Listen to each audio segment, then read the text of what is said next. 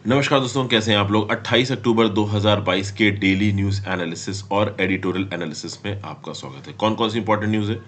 तो state should have a uniform policy on law and order, ऐसा अमित शाह साहब ने बोला है। तो इस कंटेक्स्ट में इस न्यूज़ को देखेंगे। ट्राई रिलेटेड प्रोविजंस को नए टेलीकॉम बिल से हटा के ट्राई रिलेटेड एक नई पॉलिसी, एक पूरा का पूरा नए बिल लाने की बात कर रहा है डिपार्टमेंट ऑफ टेलीकम्युनिकेशन और सरकार। ये क्या है, इसको देखेंगे। फिर गॉड्स और गॉडेसेस, भगवान देवी देवताओं की इमेजेस ऑन कॉइन्स, और वो भी वो कॉइन्स जो कुशान द्वारा इशू किए गए और कुछ रूलर्स द्वारा इशू किए गए हिस्ट्री में, इसके बारे में का आर्टिकल है, इसको दे देंगे। C-294 ट्रांसपोर्ट एयरक्राफ्ट को वडोदरा के अंदर बनाने के लिए एयरबस की मदद से टेक्नोलॉजी ऑफ ट्रांसफर के थ्रू प्लांट लगाने की बात हो रही है, इसको देखेंगे। यूनाइटेड नेशंस ने बोला है कि जो भी अलग अलग कंट्रीज ने क्लाइमेट पेजेस दी हैं वो किसी भी तरीके से क्लाइमेट चेंज को 1.5 डिग्री सेंटीग्रेड के अंदर नहीं रोक पाएंगी, इसको देखेंगे। फिर equal match fees for main and women cricketers, ये न्यूज़ तो देखिए आपने सुनी ली होगी, इसके बारे में बात करेंगे। कल विनीत सर ने इसको लेके एक डेडिकेटेड वीडियो बनाई है, देख लीजिए। फिर भाई इजराइल और लेबनान ने मिलकर एक US brokered maritime border deal sign की, इसके बारे में बात करेंगे। फिर एडिटोरियल्स की बात कर ले तो क्यूबन मिसाइल क्राइसिस को लेके एक आर्टिकल है। फिर भैया कस्टम्स में जो गोल्ड और पाइथन और मंकी और लियोपार्ड कब पकड़े जाते हैं, इसके बारे में बात करेंगे। फिर slashing seems and cutting funds, basically ये भारत सरकार जो अलग अलग सेंट्रली स्पॉन्सर्ड स्कीम्स चलाती है उसमें कितना पैसा एलोकेट हो रहा है, किस प्रकार से स्कीमों को जोड़ के कम स्कीमें कर दी गई हैं, इसके बारे में बात करेंगे। गवर्नर के प्लेजर के बारे में बात करेंगे, गोइंग ग्रीन। तो आप कह सकते हो कि लगभग 5 आर्टिकल्स इंपॉर्टेंट है जो मैं आपके साथ डिस्कस करने वाला हूँ। Should government sell liquor and run batteries, ये एक्चुअली में क्वेश्चन आंसर फॉर्मेट में है तो कुछ ज्यादा इंपॉर्टेंट पॉइंट लिखे नहीं, तो ये नहीं डिस्कस कर रहा हूँ। वर्ड ऑफ द डे देख लेते हैं, रनिंग अराउंड इन सर्कल्स। मतलब किसी एक चीज में आप करने में एफर्ट डाल रहे हो, अलग अलग तरीके से उसको करने की कोशिश कर रहे हो, बट उसका कोई रिजल्ट नहीं निकल रहा बाहर। मतलब रिपीटेडली बिल्कुल बिना दिमाग से आप चीजें करते चले जा रहे हो और उस चीज का आपको कोई फाइनल आउटकम नहीं मिल रहा है, कुछ फाइनल रिजल्ट नहीं मिल रहा है, तो उसको आप बोलते हो रन अराउंड इन सर्कल्स। चलिए पहली news, GS paper 2, state should have a uniform policy and law and order. देखिए क्या है, union home minister Amit Shah साहब ने बोला है कि राज्यों के पास एक uniform law and order policy होनी चाहिए, क्रॉस बॉर्डर टेररिज्म को लेके, साइबर क्राइम्स को लेके। ठीक है ना भाई, रीजनल और इंटरनेशनल बॉर्डर्स बाउंड्रीज में क्रॉस बॉर्डर टेररिज्म और साइबर क्राइम्स को लेके एक यूनिफॉर्म पॉलिसी होनी चाहिए। किसकी? सरकार की और अलग अलग राज्यों की। 2024 तक नेशनल इन्वेस्टिगेशन एजेंसी का एक ऑफिस हर राज्य में होगा और उस एनआईए के ऑफिस के पास एक्स्ट्रा टेरिटोरियल जुरिस्डिक्शन होगा, कुछ एडिशनल पावर्स होंगी जिससे वो टेरर रिलेटेड केसेस में एक्शन ले सकते हैं, प्रॉपर्टी को कन्फिस्केट कर सकते हैं। फॉर एग्जांपल किसी एक पर्टिकुलर जगह से ऑपरेशंस चल रहे हैं टेररिज्म के, वहां से टेररिस्ट एक्ट्स को प्लान किया जा रहा है, तो उसके बाद अब राज्य की सरकार से बात कर रही है एजेंसी और बोल रही है कि इसको सीज कर दो, वो नहीं है। एनआईए एक ऐसी एजेंसी है जो कि देश के अंदर कहीं पे भी टेरर एक्टिविटीज हो रही है तो वो तुरंत एक्ट कर सकती है। तो हर राज्य में एनआईए का एक ऑफिस होगा और उस राज्य में टेरर को रोकने के लिए एनआईए के पास ऑलमोस्ट पुलिस जितनी ताकत होगी, इनफैक्ट उससे ज्यादा ही होगी। फिर भाई अमित शाह जी बात कर रहे हैं centralisation of data and terror and other crimes की, वन डाटा वन एंट्री की बात कर रहे हैं। तो बेसिकली एक नेशनल टेरर डाटाबेस बनाने की बात कर रहे हैं। अगर नेशनल टेरर डाटाबेस है तो भाई एनआईए के डाटाबेस में अगर कानपुर में कुछ एंट्री हुई तो विशाखापट्टनम में भी बैठे बैठे एनआईए के ऑफिसर को पता चल जाएगा कि हाँ भाई इस टेररिस्ट ने कानपुर में कुछ गड़बड़ किया था, उसका ये डाटाबेस है, इसका ये फाइनेंशियल रिकॉर्ड है। तो उसी प्रकार से टेरर से रिलेटेड डाटाबेस एनआईए बनाएगा, फाइनेंशियल क्राइम से रिलेटेड डाटाबेस ईडी बनाएगा, और नार्को मतलब ड्रग से रिलेटेड क्राइम से रिलेटेड डाटा एनसीबी बनाएगा। ईडी मतलब इन्फोर्समेंट डायरेक्टरेट, एनसीबी मतलब नार्कोटिक्स कंट्रोल ब्यूरो। ये एलीट इन्वेस्टिगेशन एजेंसी है इंडिया की। कुछ एजेंसी का आप नाम सुना होगा आपने, सीबीआई हो गया, डायरेक्टरेट ऑफ रेवेन्यू इंटेलिजेंस हो गया, इन्फोर्समेंट डायरेक्टरेट हो गया, नार्कोटिक्स कंट्रोल ब्यूरो हो गया। ये अपने अपने फील्ड में एलीट इन्वेस्टिगेशन एजेंसीज है। फिर होम मिनिस्टर अमित शाह साहब ने राज्यों से बोला कि आप नेशनल इंटेलिजेंस ग्रिड का इस्तेमाल करिए। नेशनल इंटेलिजेंस ग्रिड अब ऑपरेशनल है। इस नेशनल इंटेलिजेंस ग्रिड में 11 एजेंसीज के डाटा सेट्स हैं। वो 11 एजेंसी कौन है, नीचे कमेंट बॉक्स में लिखो। 4-5 एजेंसी मैंने अभी बोल दी है आपके सामने।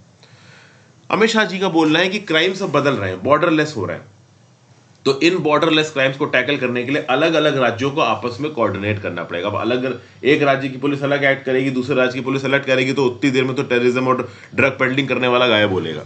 तो कोऑपरेटिव फेडरलिज्म, कोऑपरेशन, कोऑर्डिनेशन और कोलैबोरेशन के सिद्धांत पे आपको चलना है, ये अमित शाह जी बोल रहे हैं। फिर union home ministry Ajay Kumar Bhalla साहब वो ये बोल रहे हैं कि भले ही लॉ एंड ऑर्डर एक स्टेट का सब्जेक्ट है, लेकिन उसके बावजूद संविधान ने मिनिस्ट्री ऑफ होम अफेयर्स को ताकत दी है कि नेशनल सिक्योरिटी से रिलेटेड जो मैटर्स हैं उसमें एमएचए यानी कि ministry of home affairs intervene कर सकती है। अब शाह जी ये सब बातें कहां बोल रहे थे? तो state home ministers, home secretaries और डायरेक्टर जनरल ऑफ पुलिस और सेंट्रल आर्म्ड पुलिस फोर्सेस की हेड की मीटिंग हो रही थी। एक 2 डे चिंतन शिविर हुआ है। कहां पे हुआ है? हरियाणा के फरीदाबाद डिस्ट्रिक्ट में। तो वहां पे अमित शाह जी ये सब बातें बोल रहे थे और बाकी सब लोग सुन रहे थे। ठीक है भाई। फिर ओवरऑल अमित शाह साहब ने बोला है कि भाई ये जो एनजीओज है वो ओवरऑल सरकारी पॉलिसीज के अगेंस्ट एक्ट करते हैं, तो हमने miss use of foreign funding को रोकने के लिए फॉरेन कंट्रीब्यूशन रेगुलेशन एक्ट में भी अमेंडमेंट किए थे 2020 में। तो जो non governmental organisation anti national activities, religious conversion, developmental projects का पॉलिटिकल अपोजिशन में इन्वॉल्व है और उनको फंडिंग आती थी देश के बाहर से, उनको इफेक्टिवली हमने यहाँ पे काउंटर किया है। तो ये सब बातें, वन डाटा वन एंट्री का कंसेप्ट बहुत ज्यादा जरूरी है।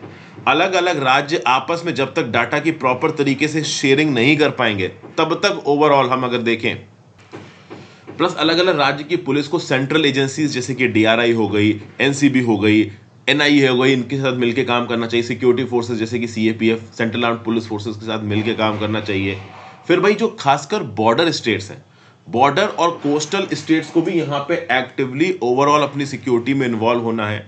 इंटर कोऑर्डिनेशन मेंटेन करना है एजेंसीज के बीच में ओवरऑल नेशनल सिक्योरिटी को मेंटेन करने के लिए। फिर ओवरऑल जम्मू एंड कश्मीर की बात की। अमित शाह जी ने बोला कि जब से 370 हटा है तब से जम्मू एंड कश्मीर में सिक्योरिटी बढ़ी है। अगर आप 5 अगस्त 2019 से पहले के 37 मंथ के डाटा को देखो और 5 अगस्त 2019 के बाद के 37 मंथ के डाटा को देखो तो 34% टेररिस्ट इंसिडेंट घटे हैं और 54% उन टेररिस्ट इंसिडेंट्स की वजह से जो डेथ्स होती थी आर्म्ड पर्सनल्स की, सिक्योरिटी फोर्सेस की, वो घटी है। फिर अगला GS paper 2 government policies and intervention. भाई ट्राई रिलेटेड प्रोविजंस को हटा दिया जाएगा टेलीकॉम बिल से। ये क्या बात हो रही है? देखिए अभी कुछ दिन पहले ही सरकार ने इंट्रोड्यूस किया था इंडियन टेलीकम्युनिकेशन एक्ट 2022 का ड्राफ्ट। अभी सितंबर 2022 में इसको रिलीज किया गया। इस पर्टिकुलर ड्राफ्ट में कुछ बेसिक चेंजेस करने की बात की है सरकार ने और उन बेसिक चेंजेस की वजह से सरकार को क्रिटिसाइज भी बहुत किया जा रहा है। जैसे फॉर एग्जांपल जो फाइनेंशियली स्ट्रेस्ड ऑपरेटर्स हैं उनके जो ड्यूज हैं, उधार है, उनको माफ करना।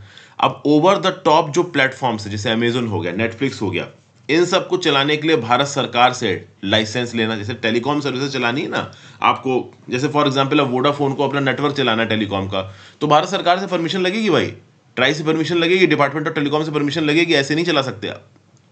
लेकिन हॉटस्टार, अमेजॉन, नेटफ्लिक्स ये सब चल रहे हैं, इनको किसी प्रकार की परमिशन की जरूरत नहीं है। एक ऐप चाहिए और लोगों के पास इंटरनेट कनेक्शन चाहिए। लेकिन अब इन ओटीटी प्लेटफॉर्म्स को चलने के लिए लाइसेंस चाहिए होगा। फिर ओवरऑल जो नया इंडियन टेलीकम्युनिकेशन एक्ट आया है 2022 का, इसमें मैसेज इंटरसेप्शन के प्रोविजन है। पब्लिक इमरजेंसी के समय पे ओवरऑल अलग अलग टेलीकॉम नेटवर्क से मैसेजेस को लेने की अथॉरिटी आ जाएगी भारत सरकार के पास। भारत सरकार अगर किसी ओटीटी सर्विस को या टेलीकॉम सर्विस को बोलता है कि भाई ये मैसेज इंटरसेप्ट करो, इस पर्टिकुलर इंडिविजुअल का फोन इंटरसेप्ट करो, इसके मैसेजेस और कॉल रिकॉर्ड्स हमको चाहिए, तो देने पड़ेंगे भारत सरकार को। ठीक है ना। और ओवरऑल कहीं ना कहीं अब यह बताया जा रहा है कि ये जो पर्टिकुलर इंडियन टेलीकम्युनिकेशन एक्ट 2022 में आया था ना, इसमें telecom regulatory authority of India से रिलेटेड जो आर्टिकल्स थे उनको हटा दिया जाएगा। बेसिकली यहां पे एक नया बिल लेके आया जाएगा। Telecom regulatory authority of India को हटाने की ही बात कर रहे हैं और एक नई रेगुलेटर को यहां पे बनाने की बात की जा रही। तो जितने भी ट्राई रिलेटेड अमेंडमेंट्स थे टेलीकॉम पॉलिसी में, सबसे पहले इनको हटाया जाएगा। ऑब्जेक्टिव क्या है कि जो नया रेगुलेटर निकल के आएगा वो नया रेगुलेटर ज्यादा स्ट्रेंगेंड होगा। लेकिन जो क्रिटिक्स हैं वो ये बोल रहे हैं कि जो नया रेगुलेटर होगा वो पूरी तरीके से सरकार के कंट्रोल के अंदर होगा। अभी के लिए जो ड्राफ्ट टेलीकॉम पॉलिसी है इसको सर्कुलेट किया गया पब्लिक डोमेन में। जितने भी इंडस्ट्री प्लेयर्स हैं टेलीकॉम सेक्टर के, वो इस पर्टिकुलर ड्राफ्ट टेलीकॉम पॉलिसी के ऊपर अपने सजेशंस और अपने इनपुट्स देंगे और उसके बाद फाइनल बिल बनाया जाएगा। लेकिन उस फाइनल बिल को बनाने के साथ साथ सरकार ट्राई को रीऑर्गेनाइज कर रही है। जैसे यूएस में रेगुलेटर है फेडरल कम्युनिकेशन कमीशन, यूके में रेगुलेटर है ऑफकॉम, तो इसी प्रकार से इंडिया का ट्राई बनाया जा रहा है। ट्राई के अंदर बहुत हाईली टेक्निकली ओरिएंटेड लोग होंगे, ट्राई के पास ताकत होगी पेनल्टी इंपोज करने की, और कहीं ना कहीं ट्राई यहां पे सबसर्विएंट हो जाएगा सरकार के। अभी क्या है, ट्राई के पास एक स्टैट्यूटरी स्टेटस है, तो स्टैट्यूट में जो लिखा है उस हिसाब से ट्राई काम करेगा। ट्राई मतलब telecom regulatory authority of India. लेकिन अब जो सरकार बोलेगी, जो डिपार्टमेंट ऑफ टेलीकम्युनिकेशन बोलेगा, ये करेगा। पहले क्या होता था, रेफरेंसिंग और बैक रेफरेंसिंग का हिसाब होता था डीओटी और ट्राई के अंदर। मैं आपको समझाता हूं ट्राई के पास ताकत कैसे थी। देखिए, अगर पर्टिकुलर किसी भी प्लेयर को लाइसेंस देना है तो डिपार्टमेंट ऑफ टेलीकम्युनिकेशन को ट्राई से रिकमेंडेशन लेनी पड़ती थी। समझ गए? ट्राई यहां पे सरकार से यानी डिपार्टमेंट ऑफ टेलीकम्युनिकेशन से वो सारी इंफॉर्मेशन और डॉक्यूमेंट मांग सकता था जिसके बेसिस पे उस पर्टिकुलर प्लेयर ने लाइसेंस के लिए अलाउ किया है। और अगर ट्राई यहां पे रिकमेंडेशन दे दे कि नहीं भाई इस पर्टिकुलर प्लेयर को लाइसेंस नहीं देना और सरकार उसको लाइसेंस देना चाहती हो, तो लाइसेंस देने से पहले सरकार को यानी कि डिपार्टमेंट ऑफ टेलीकम्युनिकेशन को पॉजिटिव रिकमेंडेशन लेना ही है ट्राई से। समझ रहे हो ना? मतलब ट्राई की पॉजिटिव रिकमेंडेशन किसी भी टेलीकॉम प्लेयर को लाइसेंस देने के लिए मैंडेटरी है। लेकिन अब यह ताकत चली जाएगी अगर नया ट्राई वाला जो आप कह लो सिद्धांत यहां पे सरकार लागू करा पाती है। क्या यहां पे आपको कुछ और चीजें समझनी पड़ेंगी। जो ड्राफ्ट इंडियन टेलीकम्युनिकेशन बिल है ना, ये एक्चुअली में इसलिए लाया गया था कि टेक्नोलॉजिकल सेक्टर में बहुत सारे चेंजेस आ गए हैं। पहले जो नियम कानून थे वो ऑब्सोल्यूट हो चुके हैं, जैसे कि Indian telegraph act 1885, Indian wireless telegraphy act 1933, telegraph wires unlawful possession act 1950। ये बहुत पुराने एक्ट्स हैं। इन पुराने एक्ट्स और लेजिस्लेशन को यहां पर रिस्ट्रक्चर किया जा रहा है टेलीकम्युनिकेशन सेक्टर में, और इनको हटा के मिला के एक कंसोलिडेटेड बिल लाया गया है, ड्राफ्ट इंडियन टेलीकम्युनिकेशन बिल 2022। ठीक है ना भाई? अभी के लिए देखा जाए तो ट्राई को सेटअप किया गया था 1997 में, एक इंडिपेंडेंट और स्पेशलाइज्ड रेगुलेटर टेलीकॉम सेक्टर के लिए, और इसके पास ठीक ठाक ताकत है। सर्विसेज की प्रोविजनिंग करना, लाइसेंस और स्पेक्ट्रम को एलोकेट करना, ओवरऑल कहीं ना कहीं जो प्राइसेस होते हैं जो कि टेलीकॉम सेक्टर की कंपनीज कंज्यूमर्स को चार्ज कर सकती हैं, उनकी अपर लिमिट को स्टैब्लिश करना, ये सब ट्राई के हाथ में था। और अगर किसी पर्टिकुलर प्लेयर को लाइसेंस देना है तो उसमें ट्राई की पॉजिटिव रिकमेंडेशन जरूरी थी। ये बहुत सारी ताकत ट्राई के हाथ से चली जाएंगी अभी के लिए जो नियम न्यूज निकल के आ रही है उसके हिसाब से। तो ड्राफ्ट टेलीकम्युनिकेशन पॉलिसी तो आ ही रही है, उसके अंदर से ट्राई के रिकमेंडेशन को हटा के एक पूरा नया बिल लाया जाएगा जिसके थ्रू ट्राई को एक नई बॉडी के साथ रिप्लेस किया जाएगा। अभी ये न्यूज निकल के आ रही है। अब एग्जैक्टली नई बॉडी क्या करेगी, कैसे करेगी, वो तो देखो बिल आने के बाद पता चलेगा। Next by coinage with image of gods and goddesses dates back to Kushan. GS paper 2 middle history की काम की चीज है। अब ये जो कुशान किंग्स थे, ठीक है ना, कश्मीर के रीजन के आसपास में राज करते थे, सेंट्रल एशियन रीजन से आए थे और 3rd सेंचुरी एडी तक इन्होंने राज किया। ये पहले ऐसे रूलर्स थे इंडिया के अंदर जिन्होंने कॉइन्स पे गॉडेस लक्ष्मी जी की फोटो को इंस्टॉल किया। फिर आर्डोश्को को भी इसने इंस्टॉल किया। ये जो ईरान का गॉडेस ऑफ वेल्थ हुआ करता था उस टाइम पे, आर्डोश्को, उसको भी कॉइन्स पे इंस्टॉल किया गया। लक्ष्मी जी की फोटोज को उन्होंने कॉइन्स पे इंस्टॉल किया। तो पहली बार इंडिया की हिस्ट्री में गॉड्स और गॉडेसेस को इमेजेस पे इंस्टॉल करने वाला अगर कोई राज्य था, साम्राज्य था, तो वो कुशान साम्राज्य था। ठीक है। फिर जो शिवा के अवतार थे ओयशो, कुशान ने उनको भी आप कह लो कॉइन्स पे उतारा। मून डीटी, मीरो, बुद्धा, इन सबको भी कॉइन्स पे उतारा कुशान ने। उसके साथ साथ अगर आप देखो तो कुशान अकेले रूलर्स नहीं थे जिन्होंने कॉइन्स पे देवी देवताओं की इमेजेस को उतारा। विजयनगर अंपायर के राजाओं ने हिंदू आइडल्स को कॉइन्स पे उतारा। हरिहर 2, ठीक है ना, 1377 से लेके 1404। ओके, इसने ब्रह्मा, सरस्वती, विष्णु, लक्ष्मी और शिव पार्वती की इमेजेस को कॉइन्स पे उतारा। ओके भाई, ये बहुत सारे जो कॉइन्स हैं वो एक म्यूजियम था हम्पी में, वहां पे पाए गए हैं आर्कियोलॉजिकल सर्वे ऑफ इंडिया के द्वारा एट कमालापुर। फिर अगर आप देखो तो जो विजयनगर कॉइन्स थे, विजयनगर अंपायर के खत्म होने के बहुत दिन बाद तक भी ये जो कॉइन्स हैं वो पाए गए हैं। समझ रहे हो बात को? तो कॉइन्स की ओवरऑल इंपॉर्टेंस एक पर्टिकुलर साम्राज्य की किस हद तक पहुंच थी, उसने किस पर्टिकुलर क्वालिटी के मेटल से कॉइन्स बनाए, इस पर भी बहुत हद तक डिपेंड करती थी। तो जब विजयनगर अंपायर खत्म हो गया, उसके खत्म होने के भी कई साल बाद तक इनके कॉइन्स चलते रहे। उसी समय पे फ्रेंच ट्रेवलर ट्रेवर्नियर आया था इंडिया के अंदर, और ओवरऑल उसको ये विजयनगर वाले कॉइन्स एक प्रीमियम पे मिले थे। मतलब जितनी इनकी वैल्यू थी एक्चुअल में मार्केट में, ट्रांजैक्शन वैल्यू, उससे ज्यादा महंगे मिल रहे थे। मतलब विजयनगर अंपायर के एलिमिनेट होने के कई दिन बाद भी विजयनगर के कॉइन्स चल रहे थे। फिर अगर आप देखो तो जो ब्रिटिश ईस्ट इंडिया कंपनी थी, मद्रास प्रेसिडेंसी थी जो, उसने भी कॉइन्स को मिंट किया, और उन कॉइन के ऊपर 3 स्वामी पगोड़ा बोला गया। उस पर लॉर्ड बालाजी की इमेज थी, उनके साथ साथ श्रीदेवी और भूदेवी जी की इमेज थी। तो ये सब बताया जा रहा है कि हमारे देश के पास हिस्ट्री में कॉइन्स के ऊपर भगवान कहाँ कहाँ है। अक्सर कर देखिए 2014 के लगभग में भी इंडिया के अंदर एक बहस छिड़ी थी। भारत सरकार ने कुछ कॉइन्स के ऊपर गॉडेस लक्ष्मी की फोटो डाल दी थी। दिल्ली हाई कोर्ट में पिटीशन पहुंच गई थी कि भाई कॉइन्स के ऊपर आप फोटो कैसे डाल सकते हो, ये सेक्युलर नहीं है। तो यहाँ पे बात की जा रही है कि पास्ट में भी ऐसे राजा वगैरह आए हैं जिन्होंने कॉइन्स के ऊपर इमेजेस सेटअप किए, और ऐसा नहीं कि मुस्लिम राजाओं ने नहीं सेटअप किए। ये जो मोहम्मद बिन साम था, जिसको आप मोहम्मद गोरी बोलते हो, मोहम्मद गोरी ने इंडिया को बहुत लूटा पृथ्वीराज सिंह चौहान के साथ, जो उसका युद्ध हुआ था बैटल ऑफ तराइन के बारे में आपने सुना होगा। तो एक कॉइन इसने भी इशू किया था जिसके ऊपर गॉडेस लक्ष्मी की इमेज थी, ठीक है ना। मोहम्मद बिन साम को मोहम्मद गोरी बोलते हैं। मोहम्मद गोरी पहली बार बैटल ऑफ तराइन में पहले युद्ध में हारा था, पृथ्वीराज चौहान ने इसको छोड़ दिया, गलती की, अगले युद्ध में सिर्फ पृथ्वीराज चौहान को मार दिया। और मोहम्मद बिन साम ने जो कॉइन्स इशू किए थे वो कुशान किंग कनिष्क II के 1000 साल बाद किए थे। तो मतलब कॉइन्स के ऊपर ये जो देवी देवताओं की इमेजेस को छापने की जो प्रथा है, वो आप कह सकते हो इसका इनिशिएशन किया कुशान के किंगों ने, और बाद में बहुत से किंग्स ने इसको कंटिन्यू रखा। उसके बाद जब फ्रेंच कंपनी आई इंडिया के अंदर, डच कंपनी आई, ब्रिटिश ईस्ट इंडिया कंपनी आई, इन्होंने भी कॉइन्स मिंट किए, और उन कॉइन्स में अलग अलग भगवान की इमेजेस थी। जैसे फ्रेंच और जो डच मिंटेड कॉइन्स थे उसमें विष्णु की इमेज देखने को मिली 1715 से लेकर 1774 के बीच में। और 17वीं शताब्दी में गॉडेस काली, मतलब लेट 17वीं शताब्दी 1680-1690 के समय पे गॉडेस काली की भी इमेजेस को बहुत से कॉइन्स पे मिंट किया गया, डिपिक्ट किया गया। फिर अगला news, GS paper 3 defence, PM Modi to lay foundation for C295 manufacturing plant in Vadodara.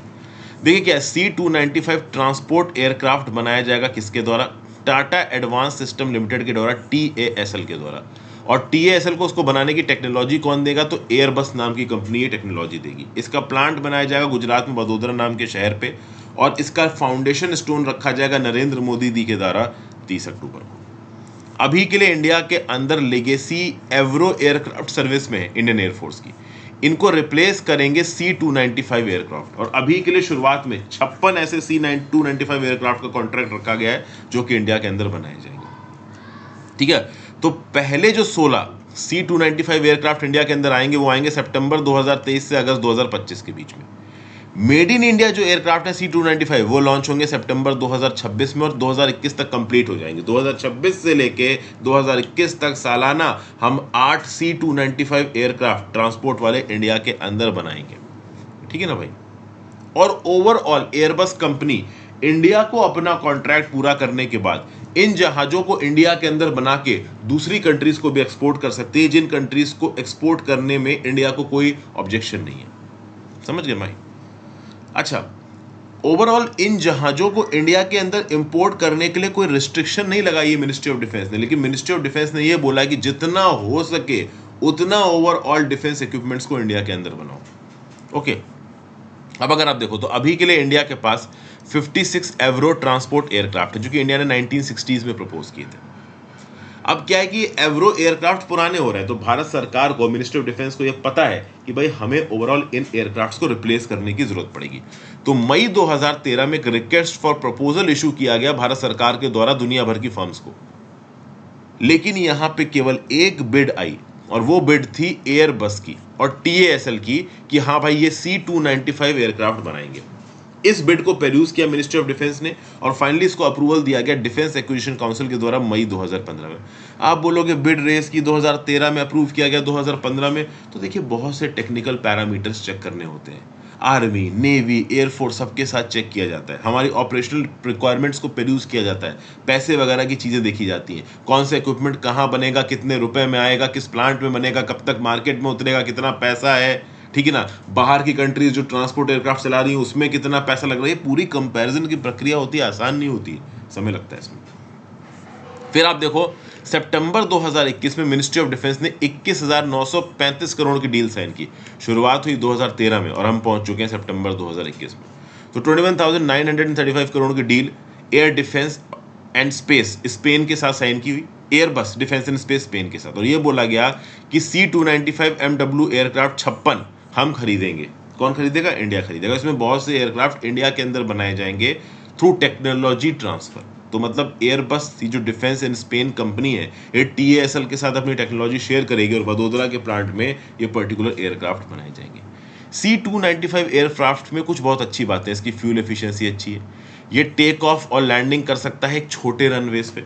छोटे रनवेज पे टेक ऑफ लैंडिंग बहुत ज़रूरी होती है क्योंकि इंडिया कुछ रिमोट ऑपरेशंस में भी ऑपरेट करता है, जैसे कि लद्दाख हो गया, ओके, हिली इलाके हो गए नॉर्थ ईस्ट के, तो वहाँ पे छोटा अप्रोच होता है, छोटा टेक ऑफ होता है, तो ओवरऑल एयरक्राफ्ट के पास एक कैपेबिलिटी होनी चाहिए कि छोटे रनवे पे वो लैंड कर जाए और टेक ऑफ कर जाए। और सबसे खास बात यह कि C-295 हमें इसलिए भी ज़रूरत है क्योंकि अभी के लिए जो हम एवरो एयरक्राफ्ट यूज़ कर रहे हैं, जो AN-32 ट्रांसपोर्टर्स यूज़ कर रहे हैं, इनको रिप्लेस करने की ज़रूरत है। समझ गए भाई? अगले 5 साल में हम रिप्लेस करने का प्लान बना। अभी देखिए, ये जो AN-32 एयरक्राफ्ट है ना, this is a work horse of Indian air force.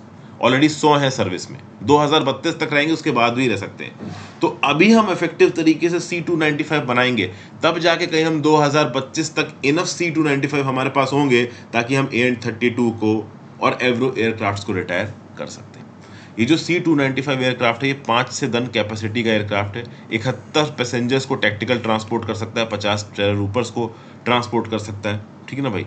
जो हैवी एयरक्राफ्ट जिन लोकेशंस में नहीं जा सकते, वहां पे ओवरऑल ये पर्टिकुलर C-295 जा सकता है, जो कि थोड़ा हल्का है। ये समझ गए भाई? और खास बात दोस्तों ये है कि जब ये C-295 इंडिया के अंदर बनाया जाएगा, तो एक पर्टिकुलर एयरक्राफ्ट को अगर आप स्पेन में बनाते हो और स्पेन में बनाने में 100 घंटे लग रहे हैं मान लो किसी कंपोनेंट को, तो लगभग 96 घंटे का काम इंडिया के अंदर होगा। तो इंडिया के अंदर वो 96 घंटे का काम होगा, उसके लिए जो टाटा कंसोर्टियम नाम की कंपनी है वो इंडिया से रिक्रूटमेंट करेगी। प्लस इस पर्टिकुलर एयरक्राफ्ट को बनाने के लिए जो 13,400 डिटेल पार्ट्स हैं, 4,600 सब असेंबलीज हैं, 7 मेजर कंपोनेंट असेंबलीज हैं, टूल्स, जिग्स, टेस्टर्स, ये सब कहीं ना कहीं इंडिया के अंदर बनाए जाएंगे। सारे के सारे 56 एयरक्राफ्ट को इलेक्ट्रॉनिक वॉरफेयर सूट जो कि सप्लाई किया जा रहा है भारत इलेक्ट्रॉनिक्स लिमिटेड और भारत डायनामिक्स लिमिटेड के द्वारा, उससे सेटअप किया जाएगा। मतलब electronics warfare suit in aircraft के अंदर जो लगाया जाएगा वो बेल का बना हुआ होगा, भारत इलेक्ट्रॉनिक्स लिमिटेड का, और BDL का, भारत डायनामिक्स लिमिटेड का। समझ गए भाई? फिर इस पर्टिकुलर एयरक्राफ्ट को टेस्ट किया जाएगा टाटा कंसोर्टियम के द्वारा। ठीक है ना भाई? और टाटा कंसोर्टियम फैसिलिटी के थ्रू इसकी डिलीवरी प्रोवाइड की जाएगी। ओके भाई, अब जब ये 56 एयरक्राफ्ट ओवरऑल इंडियन एयरफोर्स को सप्लाई कर देगा एयरबस, कुछ अपने देश में बनाने के बाद, कुछ इंडिया में बनाने के बाद, तो उसके बाद टेक्निकली इंडिया के अंदर ये जो पर्टिकुलर C-295 बनाए जाएंगे उसको बाहर के देशों में एक्सपोर्ट भी कर सकता है ये एयरबस स्पेन की कंपनी। ठीक है भाई? तो ये सब बातें हैं यहाँ पे। मिनिस्ट्री ऑफ डिफेंस ने बोला है कि ओवरऑल जो कंसोर्टियम है, टाटा कंसोर्टियम में TASL एक बड़ा प्लेयर है, लेकिन उसके अंदर और भी बहुत सारे छोटे छोटे माइक्रो, स्मॉल और मीडियम इंटरप्राइजेज हैं। टाटा कंसोर्टियम जो C-295 को बनाने में इन्वॉल्व हो रहा है, इसमें 125 इन कंट्री माइक्रो, स्मॉल और मीडियम इंटरप्राइजेज जो देश के अलग अलग 7 स्टेटों में फैले हुए हैं। तो ये जो ओवरऑल 13,400 डिटेल पार्ट्स हैं, 4,600 सब असेंबलीज हैं, इनको बनाने के लिए जो टेक्निकलिटी है ना, वो टेक्निकलिटी किसी एक प्लेयर के बस की बात नहीं है, वो टेक्निकलिटी पूरा का पूरा कंसोर्टियम प्रोवाइड करेगा। तो ये पर्टिकुलर आप कह लो जो एयरक्राफ्ट है, एम्प्लॉयमेंट जनरेशन करेगा एरोस्पेस इकोसिस्टम में, 600 हाईली स्किल्ड जॉब्स को डायरेक्टली क्रिएट करेगा, 3,000 इनडायरेक्ट जॉब्स को क्रिएट करेगा, 3,000 मीडियम स्किल एम्प्लॉयमेंट अपॉर्चुनिटीज लेके आएगा, 42.5 लाख मैन आवर्स का वर्क यहाँ पे इन्वॉल्व है, 240 इंजीनियर्स को एयरबस फैसिलिटी स्पेन में ट्रेनिंग प्रोवाइड की जाएगी इंडिया में काम करने से पहले। तो एक बड़े लेवल का इंगेजमेंट है, और सबसे खास बात टेक्नोलॉजी ट्रांसफर, जो कि इंडिया के लिए बहुत पॉजिटिव बात है। Next GS paper 3, climate change.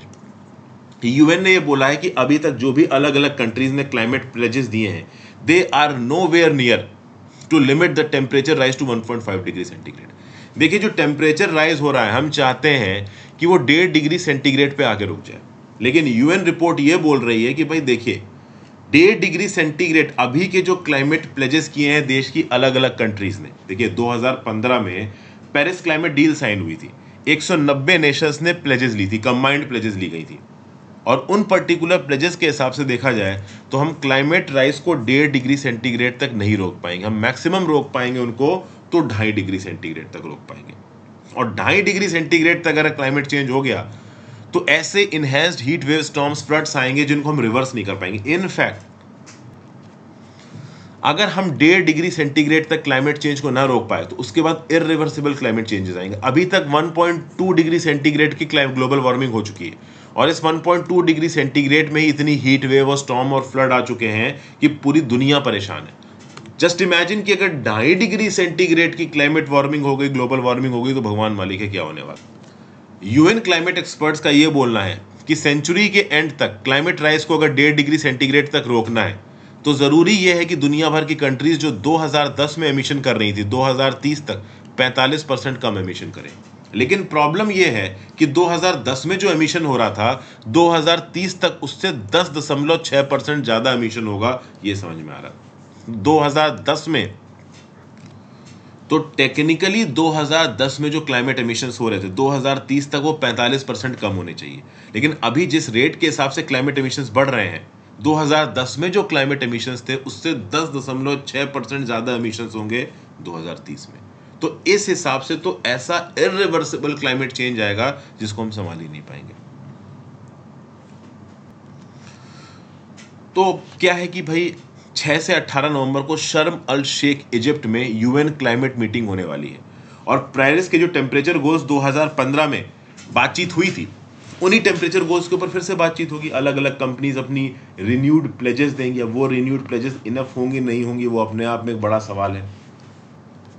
अभी के लिए जो प्लेजेस दी गई हैं उन प्लेजेस से तो 2.5 डिग्री सेंटीग्रेड टेम्परेचर बढ़ जाएगा, और प्रॉब्लम यह है कि जितनी प्लेजेस जितनी कंट्रीज ने दी हैं वो पूरी भी करेंगी इसकी कोई गारंटी नहीं है। समझ गया ना भाई। अभी क्या है कि जब शर्म अल शेख में मीटिंग होगी इजिप्ट में नवंबर में, तो कहीं ना कहीं 193 में से जो 24 कंट्रीज हैं वो शायद अपने प्लान्स को चेंज करें। तो ऐसा बताया जा रहा है कि कुछ कंट्रीज, फॉर एग्जांपल आपका टर्की हो गया, वियतनाम हो गया, यूरोपियन यूनियन हो गया, चिली हो गया, ये अपने नए क्लाइमेट कंट्रोल प्रोग्राम को लॉन्च करेंगे। अभी रिसेंटली अगर आप देखो तो यूएसए ने भी कुछ बड़े स्टेप्स लिए हैं क्लाइमेट को रोकने के लिए, क्लाइमेट चेंज को कंटेन करने के लिए। यूएस लगातार चाइना को भी नज कर रहा है कि तुम दुनिया के सबसे बड़े एमिटर हो, तो प्लेनेट वार्मिंग मीथेन पॉल्यूशन को कम करो। अगर आप देखो तो वर्ल्ड रिसोर्सेज इंस्टीट्यूट की एक रिसर्च बोलती है कि अभी जिस स्पीड पे हम एमिशंस को कर्व कर रहे हैं उससे 6 गुना तेजी से हमें कर्व करना पड़ेगा अगर हमें 1.5 डिग्री सेंटीग्रेड की वार्मिंग कैप को फुलफिल करना है। तो अपने आप में ही बहुत बड़ा मुद्दा है ये ग्लोबल वार्मिंग को टैकल करने वाला। नवंबर की मीटिंग में कुछ खास होगा तो देखिए चांसेस तो कम ही हैं, मीटिंग्स रेगुलरली होती रहती हैं, बट ओवरऑल प्लेजेस यहाँ पे इनफ नहीं बताए जा रहे हैं। डेवलपिंग कंट्रीज डेवलप्ड कंट्रीज के ऊपर डाल रही हैं कि आप पहले प्लेजेस कर रखे हो, आप बंद करो। डेवलप्ड कंट्रीज बोल रही हैं कि भाई सब बंद करो, हमें बंद करने को क्यों बोल रहे हो। ऑस्ट्रेलिया और इंडोनेशिया से एक्सपेक्टेड है कि कुछ नए प्लेजेस आएंगे, अब क्या आएंगे वो देखिए समय ही बताएगा। ठीक है भाई, तो ये सब बातें यहाँ पे बताई जा रही हैं।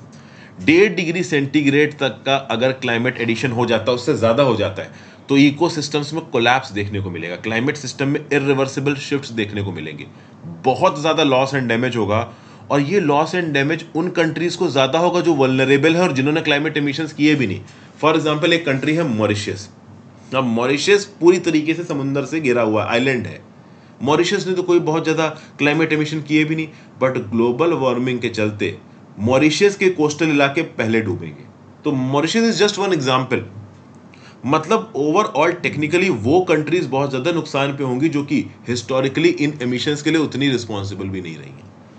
फिर अगली न्यूज भाई, बीसीसीआई ने इक्वल मैच फीस की बात की है मेन और वुमेन क्रिकेटर के लिए। बीसीसीआई के ऑनरी सेक्रेटरी जय शाह साहब ने 27 अक्टूबर 2022 को बोला कि जितनी मेल काउंटर पार्ट्स को फीस दी जाती है एक मैच की, उतनी इंडियन वुमेन क्रिकेटर्स को दी जाएगी। तो चाहे मेन हो चाहे वुमेन क्रिकेटर हो, एक टेस्ट खेलने का 15 लाख रुपए, एक वनडे खेलने का 6 लाख रुपए, एक T20 खेलने का 3 लाख रुपए। तो अपने आप में ये जो अनाउंसमेंट था इसकी नेशनल कमीशन फॉर वुमेन ने भी तारीफ की है, और यंग टैलेंट्स को इससे एक इंस्पिरेशन मिलना चाहिए कि आप आगे बढ़ सकते हैं। ओवरऑल आप अपने टैलेंट के बेसिस पे खेल के अपने लिए जगह बना सकते हैं, मैच फीस आपकी बराबर है। लेकिन एक और चीज होती है, बीसीसीआई हर साल अपने इंटरनेशनल क्रिकेटर्स को एक लमसम अमाउंट देता है, और वो लमसम अमाउंट कैटेगरी के हिसाब से होता है। जैसे कि वुमेन क्रिकेटर्स में बात करें तो आपको मिलेगी 3 categories, A category, B category, C category. और अगर आप मेल क्रिकेटर्स की बात करें तो उसमें आपको कैटेगरी मिलेगी A+, ABC। अब अगर आप वुमेन प्लेयर हो और ए कैटेगरी में आते हो तो साल का आपको मिलेगा, तो अगर आप ए ग्रेड के वुमेन प्लेयर हो तो 50 लाख रुपए साल का मिलता है, ग्रेड बी के वुमेन प्लेयर हो तो 30 लाख रुपए साल का मिलता है, ग्रेड सी के वुमेन प्लेयर हो तो 10 लाख रुपए साल का मिलता है। और अगर आप मेल क्रिकेटर हो और A+ ग्रेड में आते हो तो 7 करोड़ रुपए मिलेगा साल का। अगर आप ग्रेड ए मेल क्रिकेटर हो तो 5 करोड़ रुपए मिलेगा साल का, ग्रेड बी मेल क्रिकेटर हो तो 3 करोड़ रुपए मिलेगा, ग्रेड सी मेल क्रिकेटर हो तो 1 करोड़ रुपया मिलेगा। तो अब ये जो रिटेनर फीस होती है ना, ये बहुत सारी चीज़ों पे डिपेंडेंट होती है।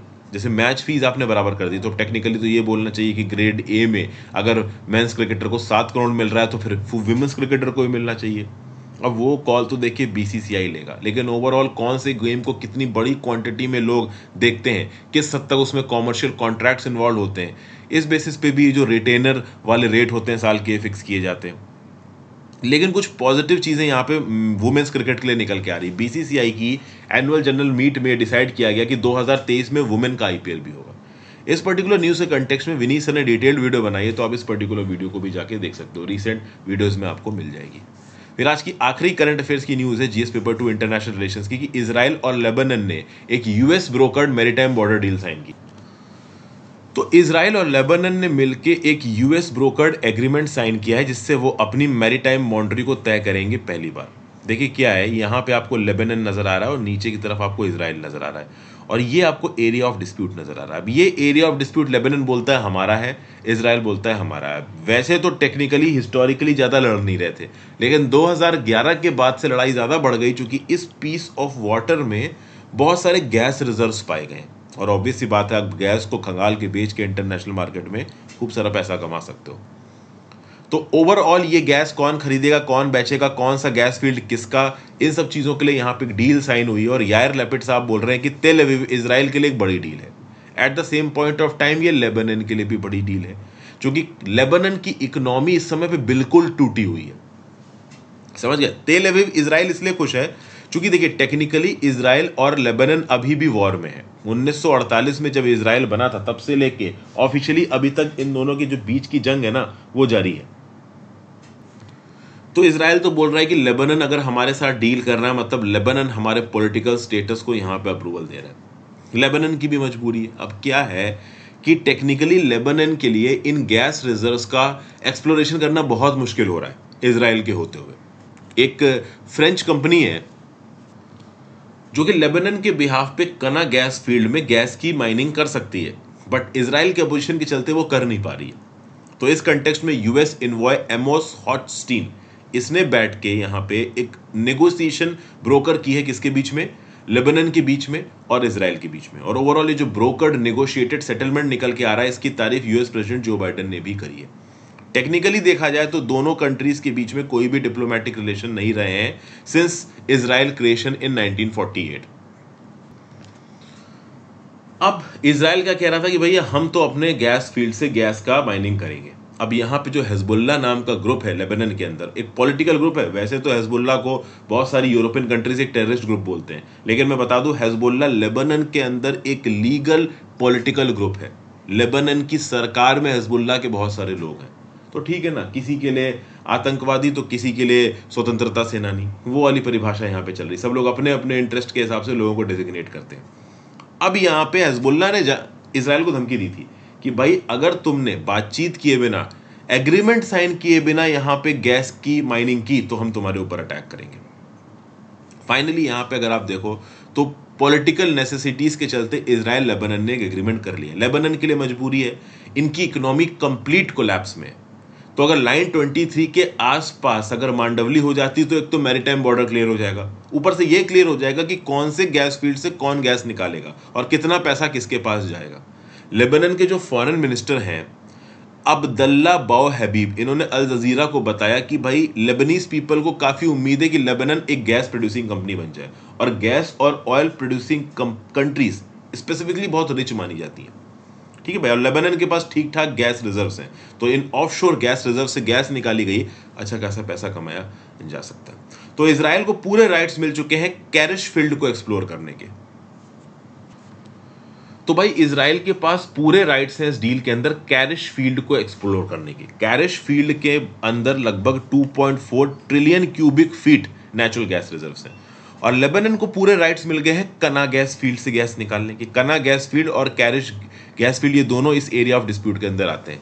तो कैरिश चला गया किसके पास, इजराइल के पास, और कना गैस फील्ड चला गया लेबनान के पास। हालांकि मैं आपको बता दूं, मैरीटाइम बॉर्डर को क्रॉस करके कना फील्ड का जो थोड़ा बहुत पार्ट इजराइल के अंदर जाता है, वहां से जो गैस का एक्सप्लोरेशन होगा उसका पैसा का एक पार्ट इजराइल को मिलेगा। लेकिन कुछ प्रॉब्लम्स हैं अभी भी डील में। इस पर्टिकुलर डील में लॉन्ग टर्म में एक्सप्लोरेशन से लेबनान के पास कितना पैसा आएगा इसके ऊपर क्लैरिटी नहीं है। बहुत सारे लेबनान के अंदर क्रिटिक्स ये बता रहे हैं कि इजराइल ने अपनी डोमिनेंट पोजीशन का इस्तेमाल करके डील को कुछ इस प्रकार से साइन किया कि उनके फेवर में डील जाता है। और चूंकि लेबनान की इकोनॉमी इस समय पे फ्री फॉल में है, तो उनके लिए अर्जेंट बेसिस पे डील साइन करना बहुत ज्यादा जरूरी था।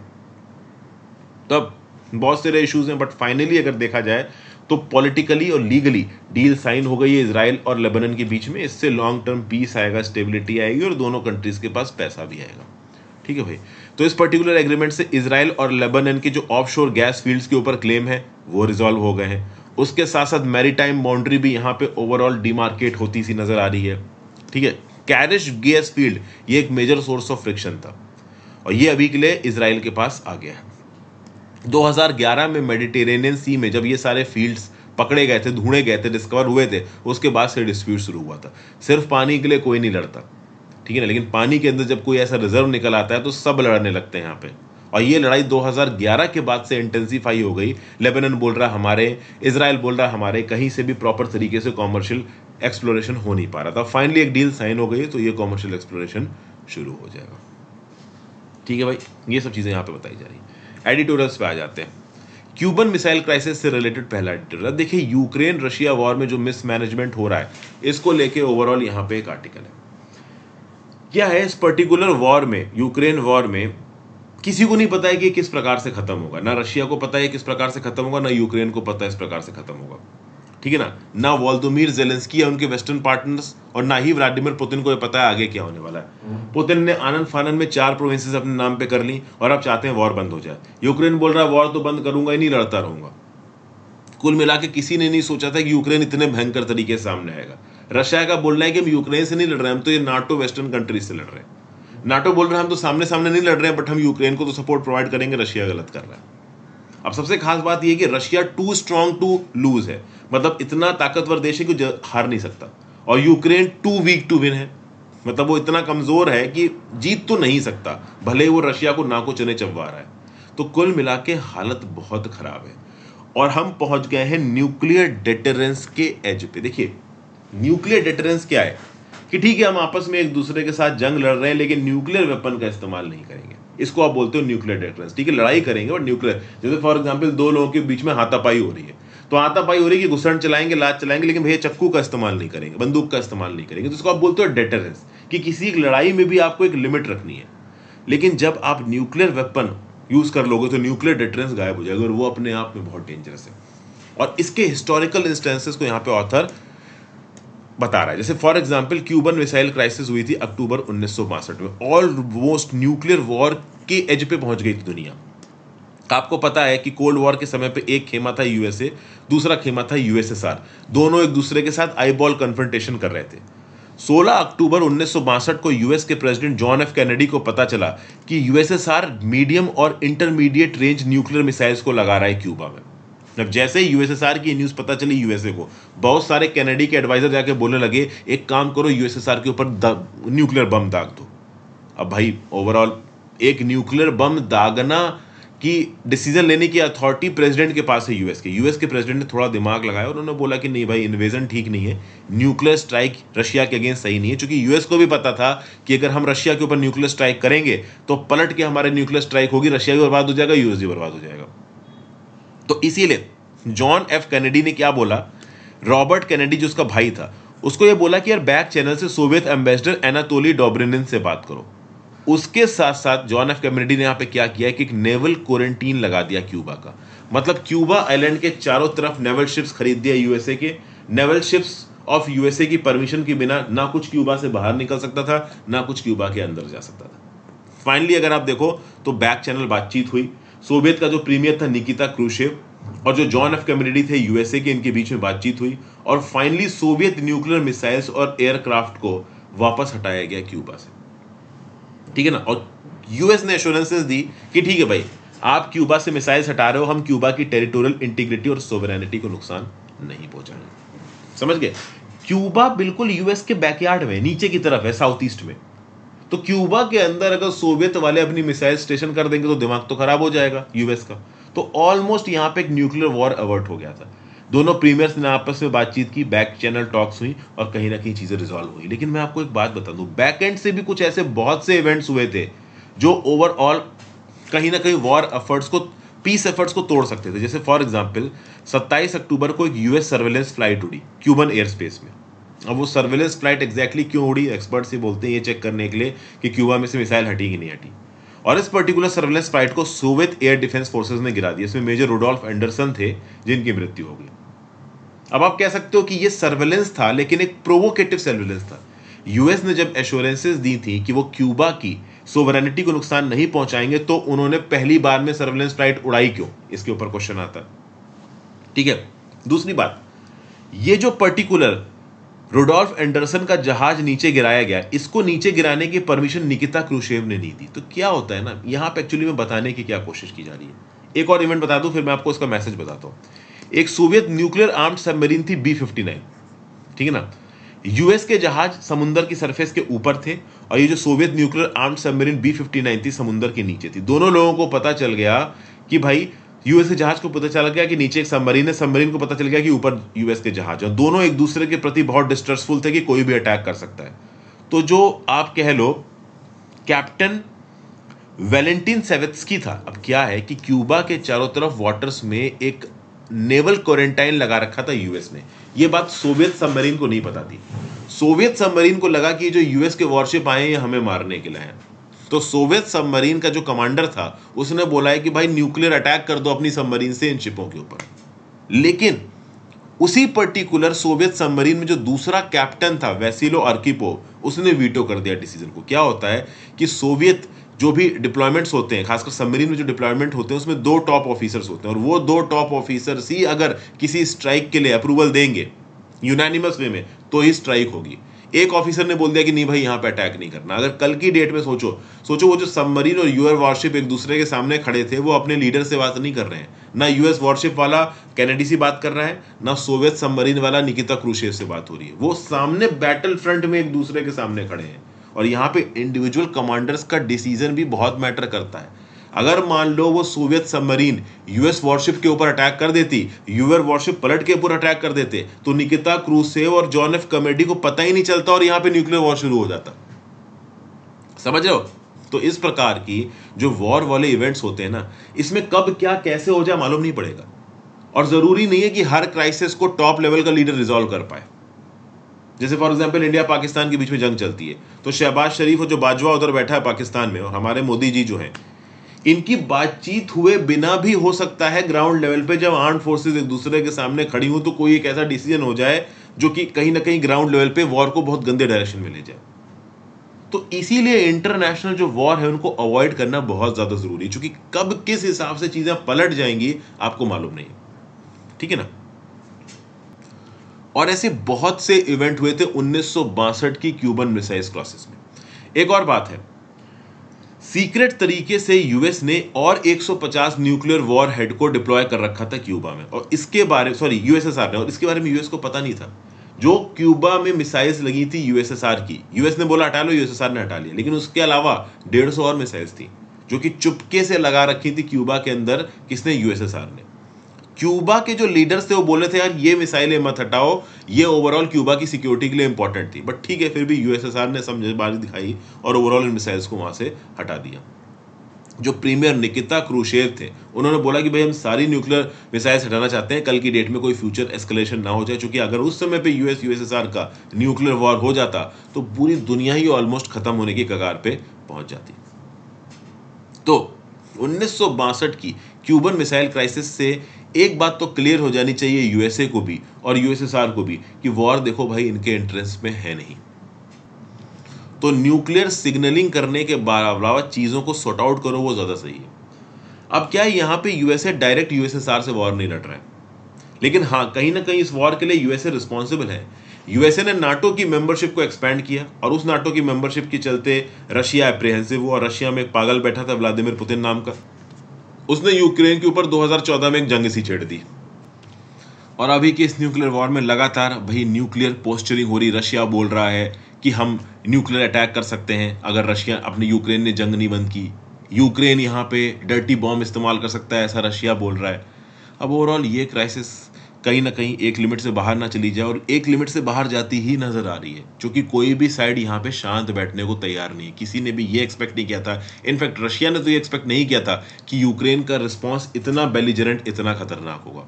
रशिया ने लुहांस्क, डोनेट्स्क, खेरसोन, ज़ेपोरिज़िया को कब्जा लिया है। यूक्रेन इसके लिए लगातार लड़ रहा है। इस पर्टिकुलर इलाके के लोग किस हद तक रशिया को अपने लिए अपना रहे हैं, ये भी अपने आप में एक बहुत बड़ा सवाल है। क्या होने वाला है, क्या नहीं होने वाला है, ये किसी को भी पता नहीं है। तो न्यूक्लियर यूज यहां पे ना हो, जंग हो रही है तो ठीक है, दोनों कंट्रीज आपस में एक दूसरे के साथ लड़ रही है, ठीक है, बट जंग अपने आप में एक बहुत बड़ी चीज हो जाएगी। It will be a start of a chain of events जिसको आप रोक नहीं पाओगे। क्योंकि कल की डेट में अगर यूक्रेन के ऊपर एक न्यूक्लियर अटैक होता है तो यूएसए का चुप बैठना बहुत मुश्किल हो जाएगा। और अगर गलती से यूक्रेन यहां पे एक डर्टी बॉम्ब इस्तेमाल कर देता है तो रशिया चुप नहीं बैठेगा। अब यूक्रेन ने डर्टी बॉम्ब इस्तेमाल किया और रशिया ने यहां पे पलट के एक न्यूक्लियर वेपन छोड़ा तो यूक्रेन में तबाही मचेगी। अब भले ही यहां पे यूक्रेन के रिस्पेक्ट से इस केस में यूएसए न्यूक्लियर वेपन्स ना इस्तेमाल करे, लेकिन न्यूक्लियर बम गिरा के भी आप यूक्रेन को शांत नहीं करा पाओगे। ये एक बहुत बड़ा सच है, समझ गए। अगर रशिया ने पहले इंस्टेंस में ही न्यूक्लियर वेपन यूज कर लिया तो कहीं ना कहीं यूएसए और यूरोपियन कंट्रीज को कुछ करना पड़ेगा। लेकिन अगर पहले यूक्रेन ने डर्टी बॉम्ब इस्तेमाल किया तो Russia no doubt nuclear weapon से रिस्पॉन्ड करेगा। और रशिया न्यूक्लियर वेपन से रिस्पॉन्ड करेगा तो उसके बाद चीजें किस हिसाब से बिगड़ेंगी, क्या होगा, किसी को नहीं पता। ठीक है भाई, तो ये ग्लोबल डिप्लोमेसी की जरूरत है। यूएनएससी तो पैरालाइज नजर आ रहा है। इंडिया जैसी कंट्रीज ग्राउंड लेवल पे लिमिटेड कर सकती हैं। G20 में की समिट होने वाली है, इंडोनेशिया के पास प्रेसिडेंसी अगले साल, इंडिया के पास प्रेसिडेंसी, हमें कुछ करना चाहिए। लेकिन ये मुद्दे इतने पेचीदा, इतने हिले हुए हैं कि कोई किसी की सुनता नहीं है। इस समय आपको लगता है कि यूक्रेन और रशिया किसी भी दूसरी कंट्री की, मान लो आज की डेट में इंडिया रशिया को बोल देता है कि जंग बंद करो, क्या रशिया जंग बंद कर देगा? नहीं करेगा। हम बस इस पर्टिकुलर साइड में अपने प्रॉपर फैक्ट्स पुटअप कर रहे हैं जो कि हम कर सकते हैं, जो कि करना सही है। अब वैसे तो यूएस और यूरोपियन कंट्रीज पीछे से यूक्रेन को सपोर्ट कर रही है। यूएस ओवरऑल कहीं ना कहीं यूक्रेन के अंदर भी यूएस के लिए गुस्सा है। यूएसए ने यूरोप और रशिया की इतनी गंदी बिगाड़ दी कि रशियन गैस अब यूरोप में पहुंच नहीं रही, और यूएसए से जो गैस एक्सपोर्ट होकर यूरोप में जा रही है वो बहुत महंगी जा रही। तो यूरोप के अंदर भी कुछ ऐसे लिमिटेड कंट्रीज हैं जो कि यूएसए के इस गेम को क्रिटिसाइज कर रहे हैं कि यूएस अपनी महंगी गैस हमें बेच रहा है, रशिया की सस्ती गैस बंद करवाना चाह रहा है। जो नॉर्ड स्ट्रीम 2 पाइपलाइन रशिया से यूरोप के अंदर आ रही थी, ये तक इल्जाम है कि उसको उड़वाने में, उसको फुड़वाने में, उसके ऊपर बम गिरवाने में यूएस का हाथ है। अब क्या सच है क्या गलत है भाई, इसके बारे में तो बाद में जब रिसर्च रिपोर्ट आएगी, वॉर खत्म होने के बाद, तब पता चलेगा। अभी के लिए तो वॉर जारी है, हम बस यही उम्मीद कर सकते हैं कि खत्म हो जाए। फिर अगला फिरोज वरुण गांधी का एक आर्टिकल है। अब पॉलिटिकल आर्टिकल तो खैर नहीं बोलूंगा, हाँ कुछ स्टैट्स दिए, उन स्टैट्स को देख लेते हैं। The dismal case of slashing seems and cutting funds. भाई क्या है, पिछले 3 सालों में एग्जिस्टिंग गवर्नमेंट स्पॉन्सर्ड स्कीम्स के 50% फंडिंग को कट किया गया, ऐसा बताया जा रहा है। बहुत सारी स्कीम्स को आपस में एक दूसरे के साथ जोड़ दिया गया। जैसे कि union ministry of women and child development में 19 स्कीम को जोड़ के 3 में बदल दिया गया। एक है मिशन शक्ति, एक है मिशन वात्सल्य, एक है सक्षम आंगनवाड़ी एंड पोषण 2.0। इनफैक्ट मिशन शक्ति नाम की जो स्कीम है ना, ये 14 स्कीम को मिला के बनी है, जिसमें एक स्कीम थी बेटी बचाओ बेटी पढ़ाओ। फिर ऐसा बता रहे हैं कि ministry of animal husbandry and dairy में 12 में अब केवल 2 स्कीमें बची हुई हैं, सारी स्कीम्स को अमेलगमेट कर दिया गया। उसी प्रकार से ministry of agriculture and farmers welfare में पहले 20 स्कीमें हुआ करती थी, अब केवल 3 स्कीम बची है, बाकी सारी स्कीम्स को इन 3 स्कीमों में अमलगमेट कर दिया गया। तो ओवरऑल सरकार यहां पे बहुत सारी स्कीमों को मिला के एक स्कीम बना दे रही है। क्या इससे ओवरऑल स्कीम की एफिशिएंसी बढ़ रही है? अब वरुण गांधी जी के स्टेटमेंट के हिसाब से तो भाई देखो नहीं बढ़ रही है। प्लस इन स्कीमों को अमलगमेट करने से हो यह रहा है कि जो स्पेसिफिकेशन और स्पेशलाइजेशन वाला अरेंजमेंट था वो जा रहा है, साथ साथ फंडिंग कट्स देखने को मिल रहे हैं, पैसा कम एलोकेट किया जा रहा है। जैसे कि निर्भया फंड का एग्जांपल दे रहे हैं।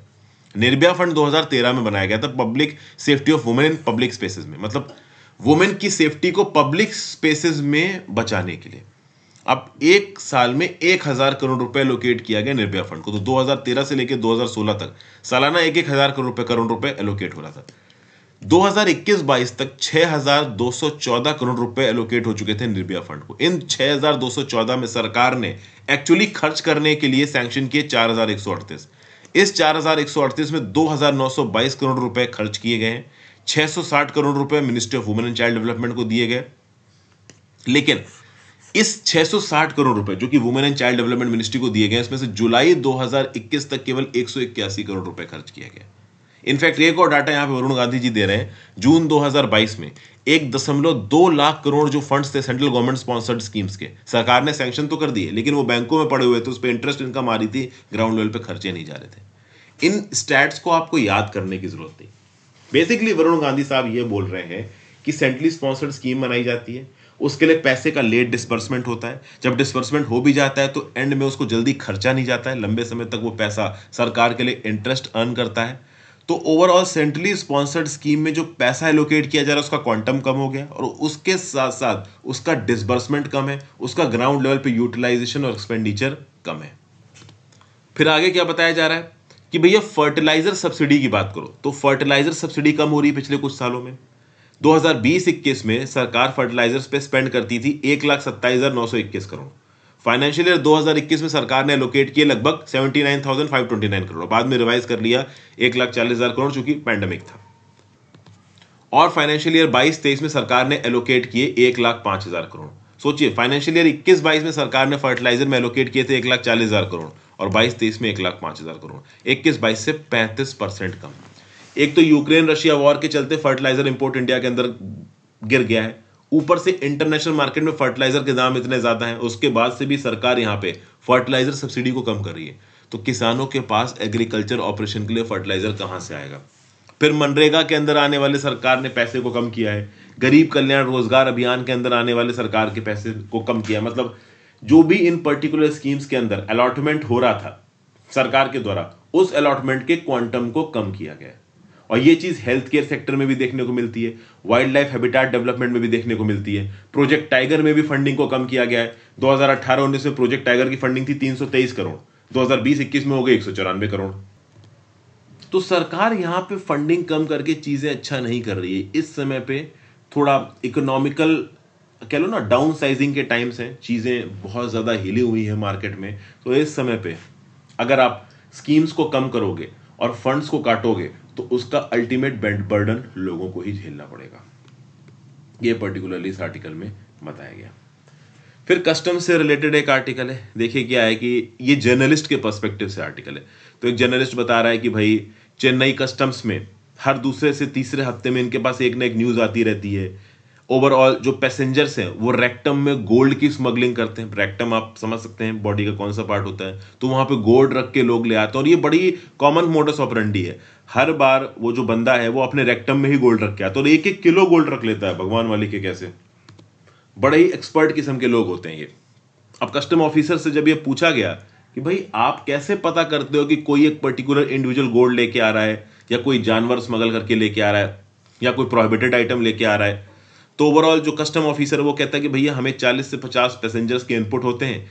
इन इनपुट को कैसे ट्रैक किया जाता है, तो भाई कुछ तो रिपीट ऑफेंडर्स हैं, वो हर बार स्मगलिंग करते हुए पकड़े जाते हैं। कुछ इनके पास फॉरेन एजेंसी से टिप आ जाती हैं और कुछ सिंपल मोडस ऑपरेंडी है, रेक्टम में गोल्ड छुपा के लाना, अपने बैगेज के अंदर छोटे मोटे जानवरों को घुसेड़ के लेके आना। कई बार तो सेवरल एनिमल्स पाए गए हैं चेन्नई पोर्ट पे और मुंबई पोर्ट पे, जैसे कि फॉर एग्जांपल एक लियोपार्ड का कब पकड़ा गया, एक प्लिंक प्लास्टिक बास्केट में था। अब सोचो वो जो कब था वो ओवरऑल चेक इन बैगेज से होता हुआ आपका यहां पहुंचा था, इंडिया के अंदर चेन्नई में पहुंचा था।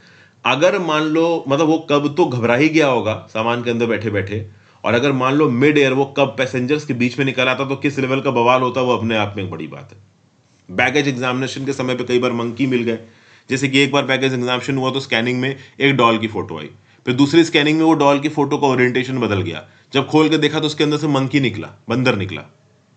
फिर एक बार एक कस्टम ऑफिसर बैग के अंदर हाथ डालने वाला था, आदमी ने तुरंत रोका कि भाई इसके अंदर तो पाइथन है।